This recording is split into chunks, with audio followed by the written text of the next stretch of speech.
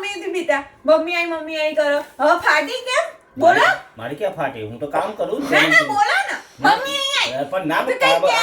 બધું કરી આપ્યું ખરા તને આ તો ચૂપચાપ કરવાનું હજી એમાં સેલો ટેપ લગાવવાનું હા તો મેં ક્યાં ના પાડી મેં કલર કરવાનો ડ્રોઈંગ ડ્રો કલર કરી દે બધું કરી દે આ કરવું જ પડશે, બરાબર? એક્ઝામ હું જ આપી હા જજો